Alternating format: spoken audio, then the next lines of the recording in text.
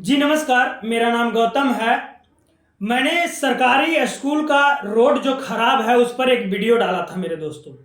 और मैंने देखिए विधायक जी से और सांसद जी से भी ये बात हम डिमांड किए थे कि हमारा घर मत बनवाइए। मुझे घर बनाने का क्षमता है, मैं अपना घर खुद ही बना लूँगा। आप कॉलोनी नहीं दीजिए, उससे कोई फर्क नहीं पड़ता है हमें। लेकिन ये जो रोड की समस्या है, रोड का समस्या तो आप निदान कर सकते हैं ना।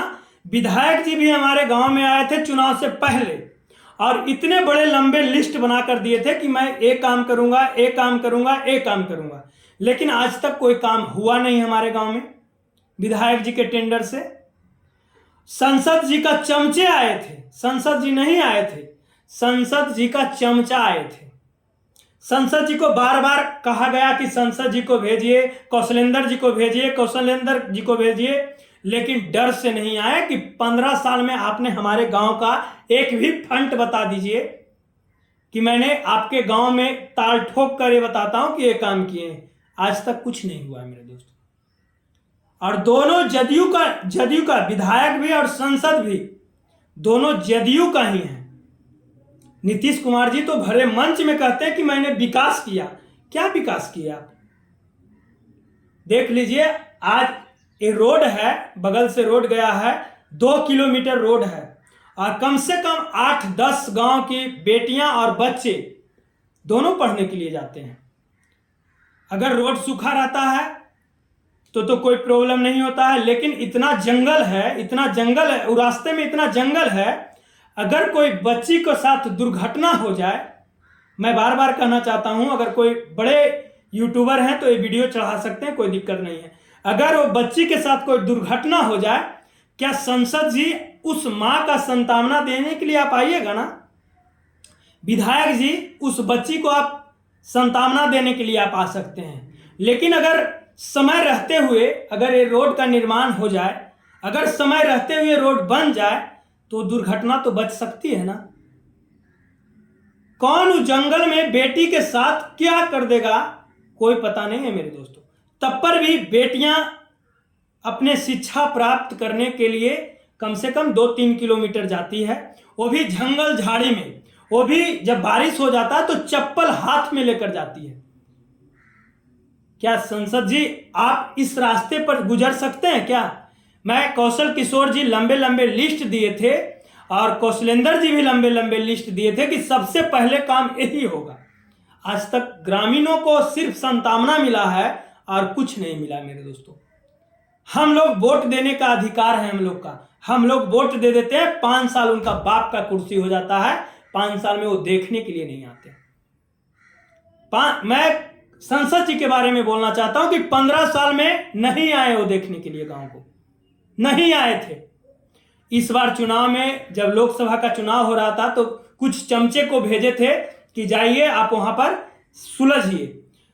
मैं उनसे पूछा कि आखिर वो क्यों नहीं आना चाहते हैं, क्या हमारे गांव में सिर्फ वोट लेने के लिए आएंगे? लेकिन उनके जो वो पूर्णिया का पहले जो संसद थे ना, वही आए थे हमारे यहाँ। अब याद आया, पूर्णिया का क्या नाम था वो मुझे मालूम नहीं है। वो पूर्णिया का संसद अभी जो हार गए, अभी तो पप्पू यादव जीते हैं, पूर्णिया का संसद थे, वही आए थे और वो सांत्वना देकर गए थे कि आपको मैं पहला कलम से आपका रोड बनवाऊंगा। कौशल किशोर जी इतने बड़े लिस्ट लिख कर गए थे, उनका पिताजी सांसद, रोड नहीं बना। पिताजी गवर्नर, रोड नहीं आज तक बना। वो सांसद, रोड नहीं बना। कोई तो माय का लाल ऐसा विधायक पैदा लिया होगा जो ये रोड बनवा दे, क्योंकि ये एक गांव का मामला नहीं है मेरे दोस्तों, और उसमें तमाम गरीब का ही बेटी पढ़ती है। अगर गरीब की बेटी के साथ अगर कुछ छेड़छाड़ हो जाए तो किसी को दर्द नहीं होता है, किसी को दर्द नहीं होता है। सिर्फ वोट मांगने का अधिकार है, गरीब से भी वोट लिया जाता है, लेकिन गरीब के बच्चे के साथ अगर कुछ हो जाए उसका दर्द नेता विधायक को क्या होगा? कुछ नहीं होता है मेरे दोस्तों। ये चीज आपको सोचना होगा, ये बात आपको कौशल किशोर दोनों जी को पहुंचाना होगा कि इसका निदान आपको करना ही होगा, क्योंकि हमारी बच्ची वहां पढ़ने जाती है और अगर हमारे बच्ची के साथ अगर कोई कुछ हो जाए तो इसका जिम्मेदारी आपको लेना होगा।